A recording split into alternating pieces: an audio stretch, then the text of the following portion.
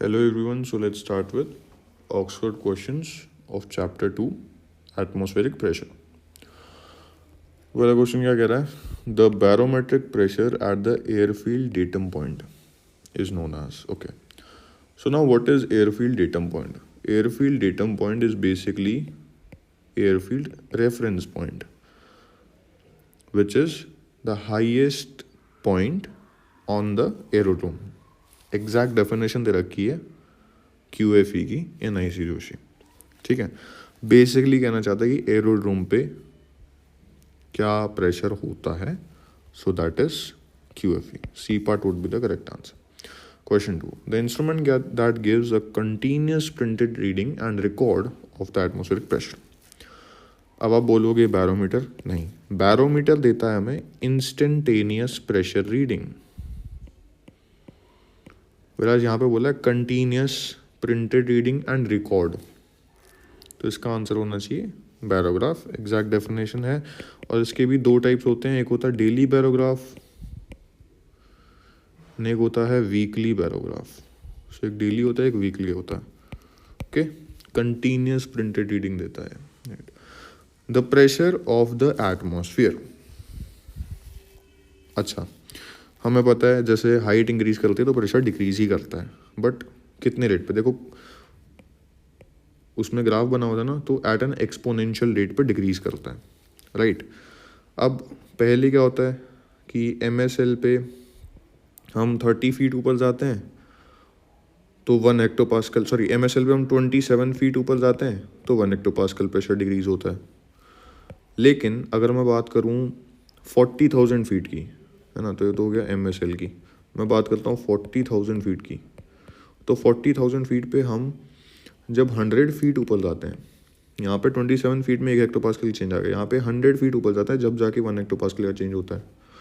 यानी अगर ये मैं हाइट बना दूँ ऐसे लाइक 5, 10, 15, 20, है ना, फ्लाइट लेवल जैसे भी बना दूँ या किलोमीटर्स की फॉर्म में, और यहाँ पे प्रेशर, तो मैं ये देखूंगा कि स्टार्टिंग में ना प्रेशर बहुत जल्दी डिक्रीज होगा.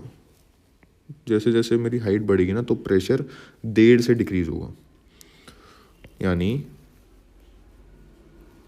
It decreases at a decreasing rate as height increases. इसका रीज़न ना डेंसिटी भी है, क्योंकि हम प्रेशर कैसे मापते हैं? We take a cross section, उसमें जो भी मॉलिक्यूल्स होते हैं जो वो फोर्स लगा रहे होते हैं, तो force per unit area pressure होता है. नीचे ज़्यादा प्रेशर क्यों होता है, ज़्यादा चेंज क्यों होगा? क्योंकि ज़्यादा मॉलिक्यूल्स होंगे. ऊपर जाते जाते कम मॉलिक्यूल्स हो जाएंगे, तो कम ज़्यादा ऊपर जाएंगे तो उतना प्रेशर चेंज होगा. वेराज नीचे कम हाइट पे जाएंगे, 27 फीट पे जाएंगे तो 1 हेक्टोपास्कल चेंज मिलेगा. ऊपर हमें बहुत ज़्यादा जाना पड़ेगा 1 हेक्टोपास्कल चेंज के लिए, राइट. तो 2-3 रीज़न है इसके. C part would be the correct answer. All right, question number 4.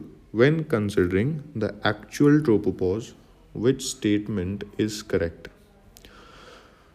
तो यार ये चैप्टर 1 का क्वेश्चन है जो कि यहाँ दे रखा है, बट वैसे हमें पता है कि इक्वेटर पे ट्रोपोपॉज की हाइट कितनी होती है? 16 to 18 किलोमीटर, और पोल्स पे कितनी होती है? 8 to 10 kilometre. So it is low over the poles and high over the equator. A part would be the correct answer. Atmospheric pressure में बी डिफाइंड एज, जो मैंने समझाया, force per unit area exerted by the atmosphere on any surface. किसी भी surface पे हो सकता है, ज़रूरी नहीं है ना कि स्टैंडर्ड सी लेवल हो, किसी भी सर्फेस पे हो सकता है. क्योंकि मेन सी लेवल के अपार्ट भी हम एरोड्रोम पे भी तो प्रेशर होता है जो QFE होता है, देन 1013 हेक्टोपास्कल पे भी होता है जो QNE होता है. तो कहीं भी हम किसी भी सरफेस को लेकर हम एटमॉस्फेरिक प्रेशर को माप सकते हैं, with which it is in contact. बिल्कुल ठीक. तो C part would be the correct answer. Question number 6. QFF is the atmospheric pressure. अब QFF होता है, QFE होता है, QNH होता है, QNE होता है. ठीक है, QNE तो हो गया स्टैंडर्ड प्रेशर सेटिंग 1013.25 हेक्टोपास्कल की, है ना. QNH हो गया pressure at mean sea level, और वो भी अज्यूमिंग ISA कंडीशंस, जिसमें हम सब कुछ लेते हैं, ISA temperature, ISA pressure, ISA density, everything. QFE होता है प्रेशर एट एरोड्रोम और एरोड्रोम रेफरेंस पॉइंट और एरोड्रोम डेटम पॉइंट। QFF लगभग सेम होता है QNH, एक डिफरेंस होता है QFF is also pressure at mean sea level but not assuming ISA conditions, ठीक है, अज्यूमिंग एक्चुअल प्रिवेलिंग कंडीशंस। उसमें भी एक्चुअल या प्रिवेलिंग, हम एक चीज़ पे बहुत ज़्यादा फोकस करते हैं, एक्चुअल या प्रिवेलिंग टेम्परेचर। टेम्परेचर ही आगे सब कुछ चेंज कर देता है, टेम्परेचर फिर प्रेशर में चेंज ला जाएगा, है ना। सो एक्चुअल और प्रिवेलिंग टेम्परेचर हमें पता चल गया। QFF is the atmospheric pressure at a place where the reading is taken correct MSL taking into account the prevailing temperature conditions. C part would be the correct option. Okay. Question number 7. The pressure of 1013 hectopascal is standard pressure setting or QNE? A part. Now, question number 8. The aircraft altimeter will read 0 at aerodrome level with which pressure set on the altimeter subscale? ये इसका answer सबको पता है, QFE है इसका answer, है ना। QFE आप सेट करोगे, एरोड्रोम का प्रेशर लेवल सेट होगा, तो अगर आपका जो एयरक्राफ्ट है वो रनवे पे है, एरोड्रोम में कहीं भी है, ग्राउंड पे है मतलब एरोड्रोम पे है तो वो 0 रीड करेगा, और अगर हवा में है तो यहाँ से हाइट रीड करेगा, right.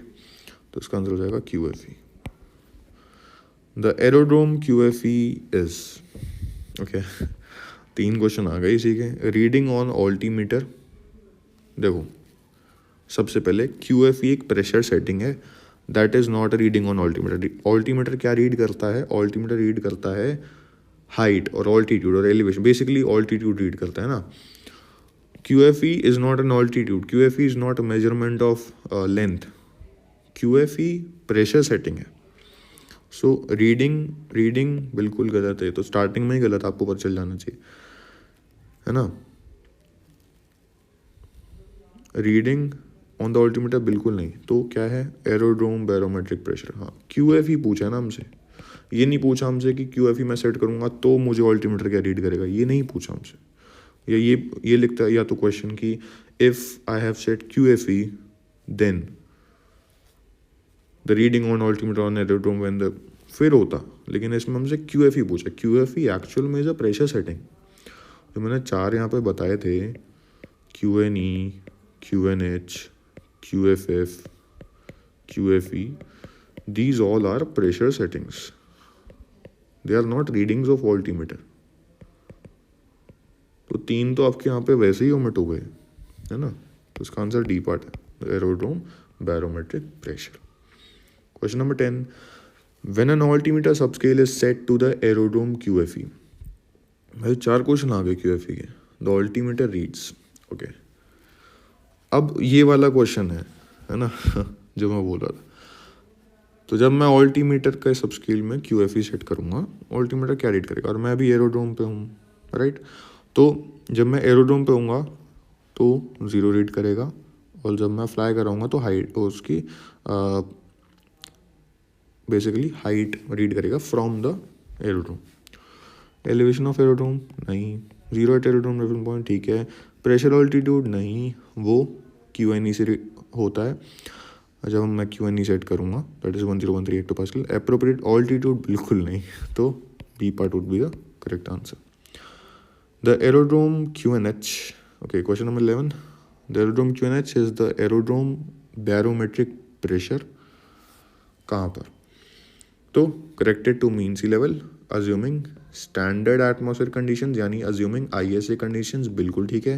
Corrected to mean sea level, assuming isothermal नहीं। करेक्टेड फॉर टेम्परेचर तो पहले ही गलत हो गया, एडजस्टेड टू MSL नहीं। Corrected to MSL using ambient temperature नहीं। ऑल राइट, सो इसका आंसर हो जाएगा A part. A line drawn on a chart joining places having the same barometric pressure at the same level and the same time. अब ये थोड़ा आपको confusing लग सकता है, क्योंकि isobars are the line joining same pressure. Contours are the line joining places of same height. इसमें main चीज़ क्या है, having the same barometric pressure, तो इसका आंसर हो जाएगा आइसोबार। इसमें इन दोनों टर्म्स में ना आपको थोड़ी कन्फ्यूजन होगी, राइट, क्योंकि यहाँ पर सेम लेवल। अब देखो क्या है, contours can be isobars but they are not always isobars. इसमें मेन चीज़ क्या है, same barometric pressure at the same level at the same time, right. Same barometric pressure को कॉन्टोर्स ज्वाइन नहीं करते, आइसोबार्स करते हैं। इसका answer D part. Question number 13, an isobar on a meteorological chart joins all places having the same. अब ये line काफ़ी लोग स्किप कर देते हैं। ये आईसी जोशी में दे रखी है और उसमें एग्जैक्टली लिखा हुआ है, उसमें बेसिकली मेट्रोलॉजिकल चार्ट्स मेंशन नहीं है, उसमें मेंशन है साइनॉप्टिक चार्ट्स। साइनॉप्टिक का मतलब होता है all the weather phenomena related to meteorology, है ना, तो मेट्रोलॉजिकल चार्ट्स। तो QFF का जब आप पैराग्राफ पढ़ोगे ना, तो उसके जो लास्ट लाइन है उसमें शायद लिखा हुआ है that it is use for plotting of synoptic charts, मतलब meteorological charts, and for drawing isobars. ठीक है, तो एन आइसोबार दोनों ही लिख रखा है, isobar on meteorological chart joins all places having the same QFF। So B part would be the correct answer.